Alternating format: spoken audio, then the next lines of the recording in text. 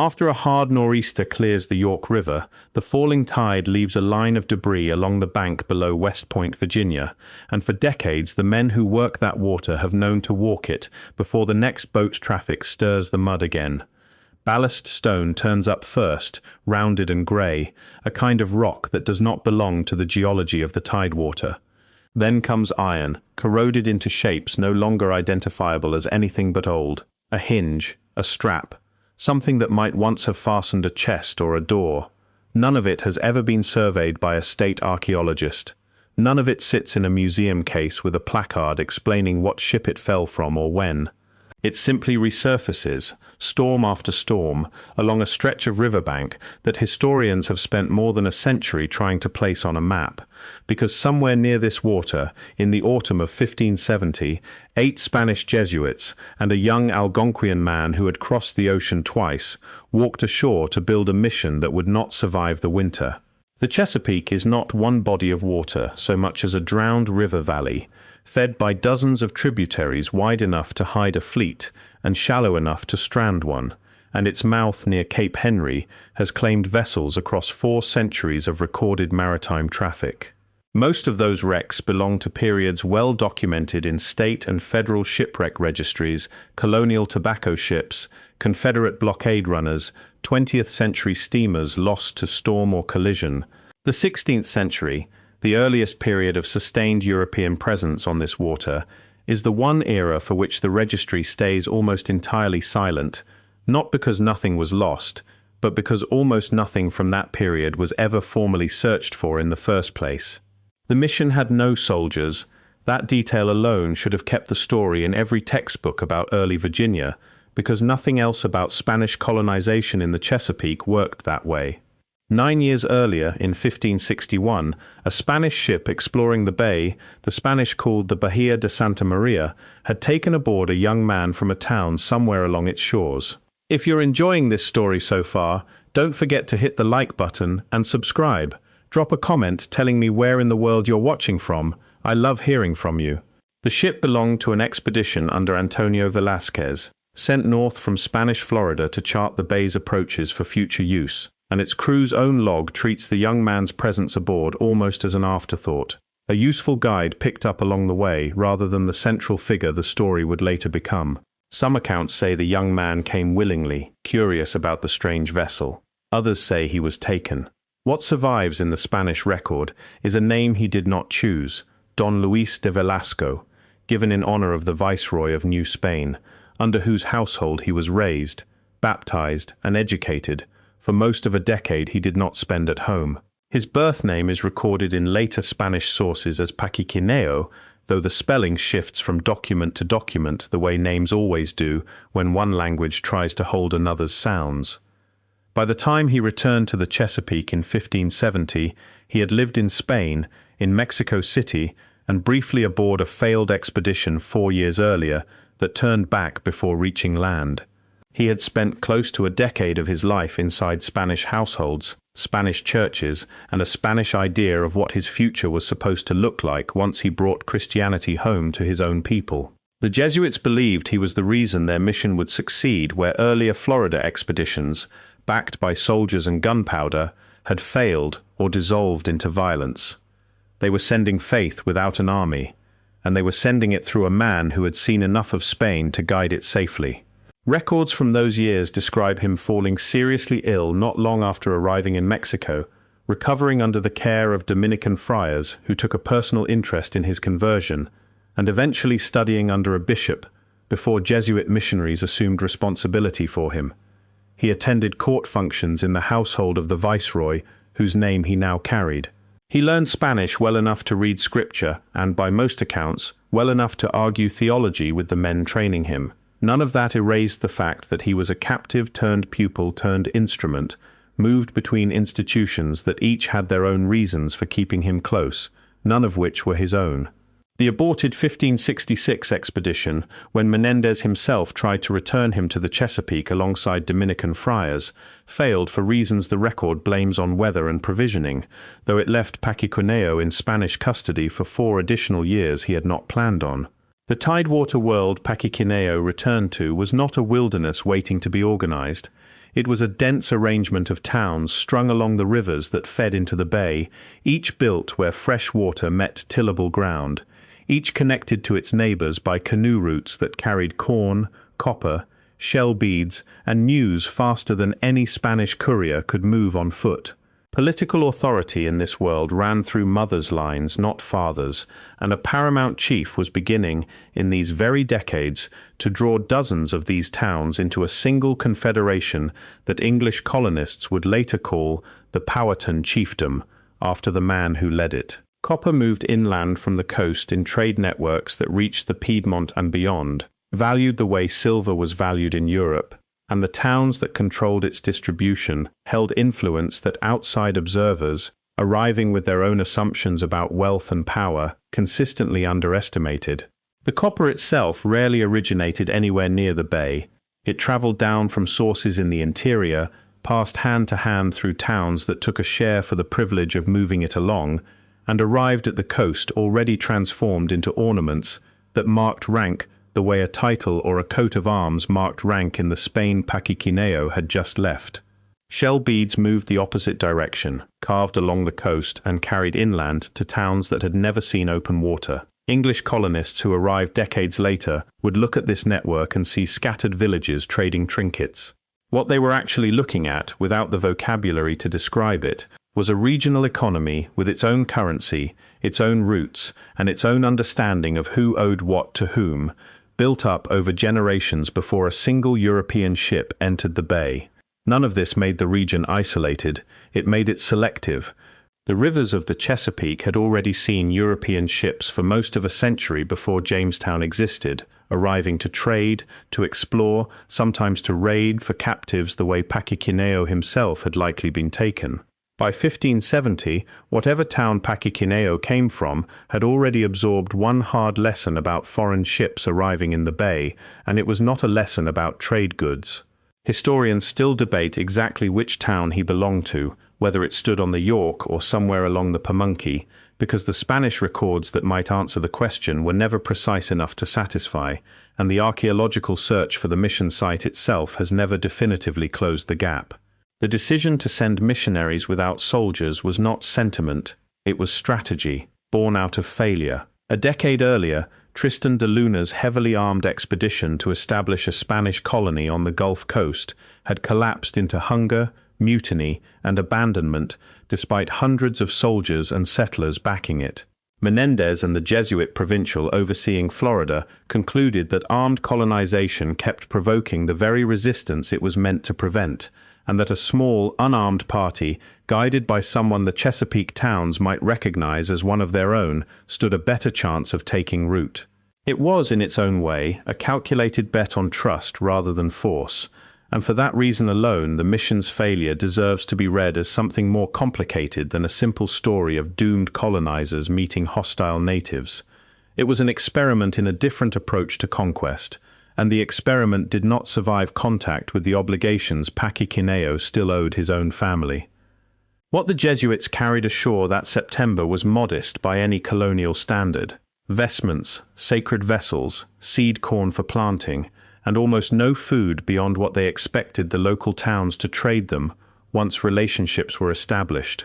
The ship that had carried them from Spain, running low on provisions and under orders not to linger, left almost as soon as the small party settled inland along the river, which meant that within days of landing, 8 men and 1 interpreter were entirely dependent on people whose language most of them did not speak and whose patience they had not yet earned. Father Juan Bautista de Segura, who led the mission, wrote letters back to Spain that autumn, describing a community willing to share what it had. Those letters are some of the only European eyes on record describing daily life among the Chesapeake towns in this period, decades before John Smith's more famous account. And for that reason alone, the mission deserves more attention in the story of early Virginia than it typically receives. For the first weeks, the arrangement seemed to hold. Segura's letters describe visits from nearby townspeople, small trades of food for trinkets and cloth, and cautious goodwill on both sides that the priest attributed, gratefully, to Paquiquineo's presence and his family's standing among the surrounding towns. The Jesuits built a simple structure to serve as a chapel, planted the seed corn they had carried across the ocean, and waited for a growing season that Virginia's climate, colder and less forgiving than the Florida coast most of them had trained on, was not going to deliver on the timeline they expected. Nothing in this early period suggests hostility. What it suggests is two groups operating on entirely different assumptions about obligation, patience, and what one man owed to people on either side of an ocean he had crossed against his own will 9 years earlier. Paquiquineo did not stay long inside the mission's small compound. Within weeks he had returned to his own family, his own town, and by several accounts, more than one marriage arranged according to Algonquian custom, rather than the celibate model the Jesuits had trained him to model for his own people. Segura's letters grow uneasy on this point. He describes sending messages asking Paquiquineo to return, to help translate, to resume the role everyone in Spain had assumed he would play for the rest of his life. The messages went unanswered, or were answered in ways the Jesuits did not record. Winter came hard that year. Crops the mission depended on failed to materialize in the quantities Segura had hoped, and by February, with the corn stores nearly gone, the priest made the decision that ends most tellings of this story at its sharpest point. He sent 2 men to find Paquiquineo and ask him, on behalf of the starving mission, to trade for grain with his own relatives. Those 2 men did not come back. Neither did the 3 who were sent after them. On the 8th of February 1571, Paquiquineo returned to the mission compound with a group of armed men and killed Segura along with the remaining priests, all but one member of the party. A boy named Alonso de Olmos, an altar server no older than the initiation gate the Jesuits had hoped to build in reverse, survived the attack. Accounts differ on exactly why he was spared. Most agree it was not accident. For more than a year, nobody in Spanish Florida knew what had happened. The mission had no scheduled contact, no radio, obviously, not even a reliable courier route back to Santa Elena, the Spanish outpost hundreds of miles south.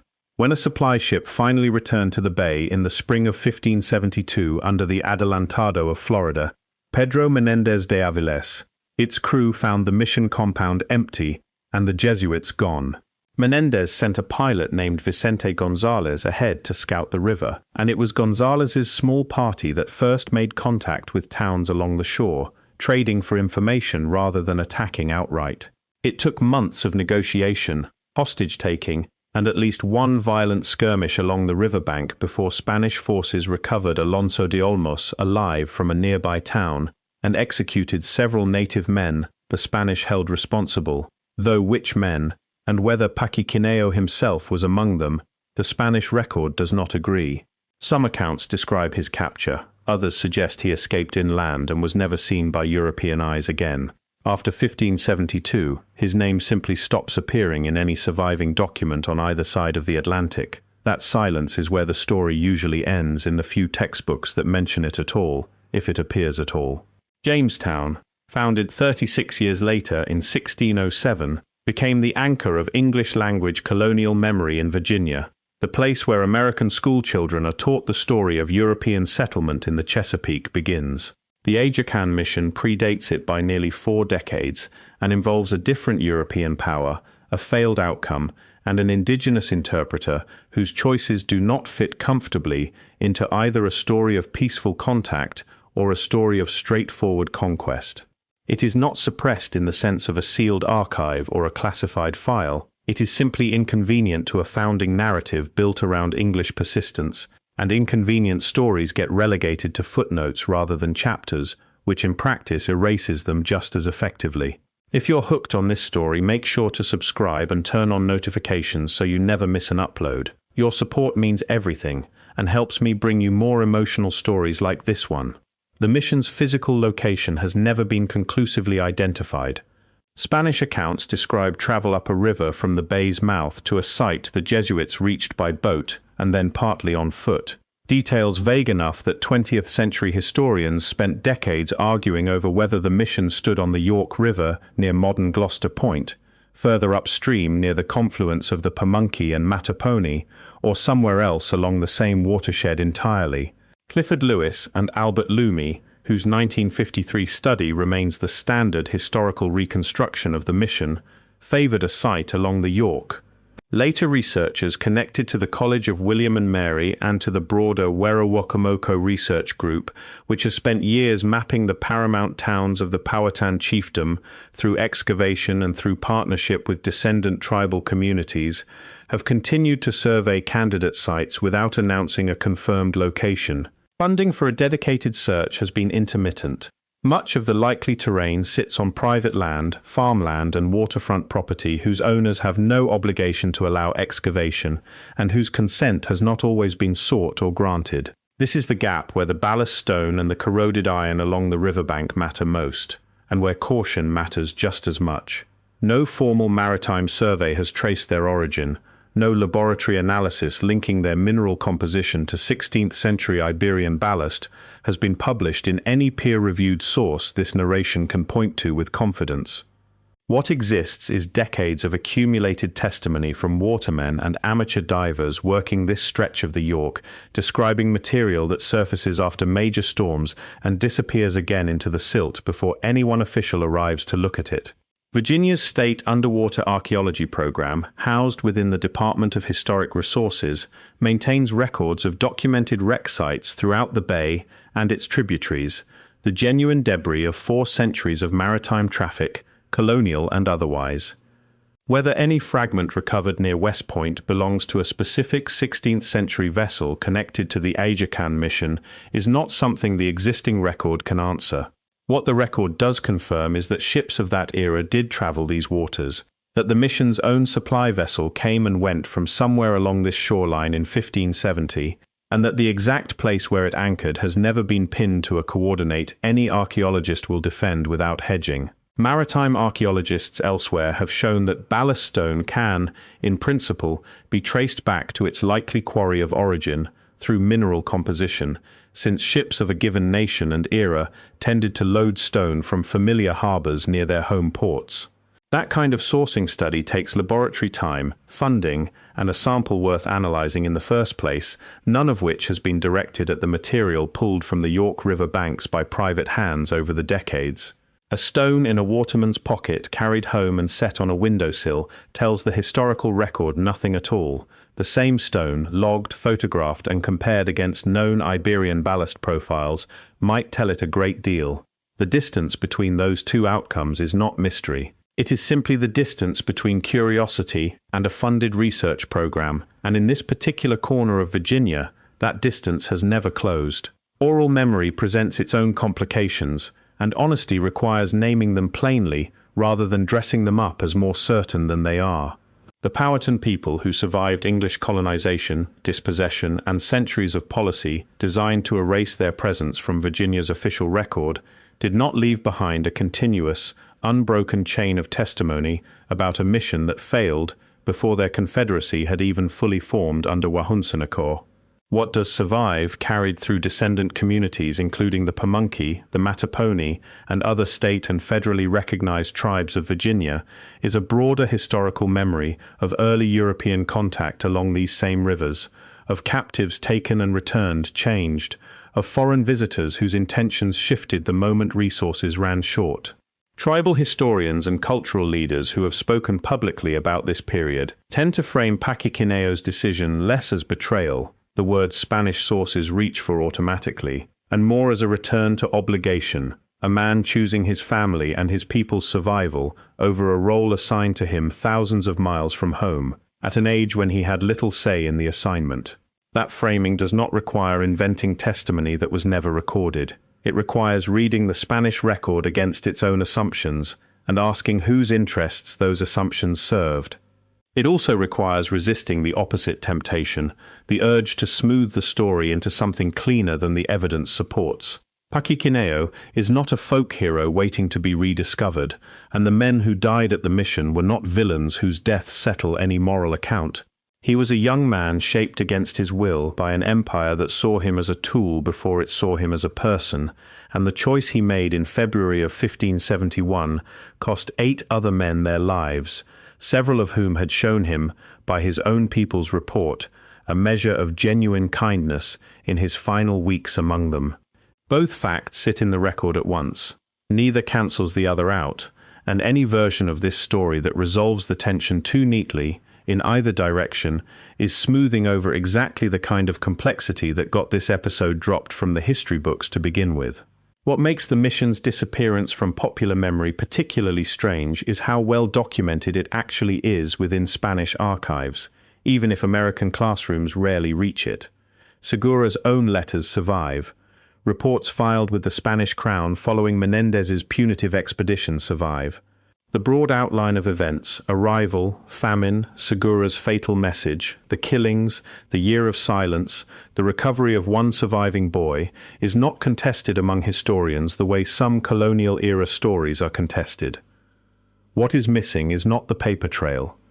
What is missing is the site itself, the physical ground where it happened, and the willingness of the wider public memory of Virginia history to hold two colonial failures, Spanish and English, in the same frame instead of treating Jamestown as the beginning of everything. The paper record of the mission did not stay in the Chesapeake.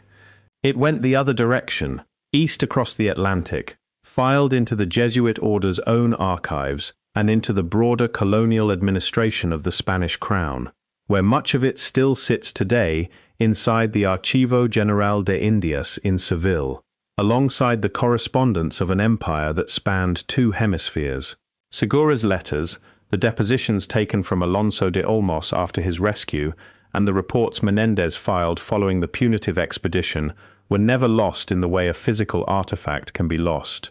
They were simply absorbed into an archive so large that a failed 8-man mission in a minor corner of Spanish Florida barely registered against the weight of empire-wide correspondence and stayed there, translated and studied by a handful of specialists, while the American side of the story built its founding memory around a different colony entirely. Alonso de Olmos, the boy who survived, lived long enough to give testimony to Spanish officials after his rescue, describing the mission's final months in fragments that historians have picked apart for 400 years, looking for the detail that explains exactly why Segura's message triggered the response it did. Some readings emphasize the famine, a mission genuinely starving and genuinely desperate enough to demand grain from people who had already given what they reasonably could.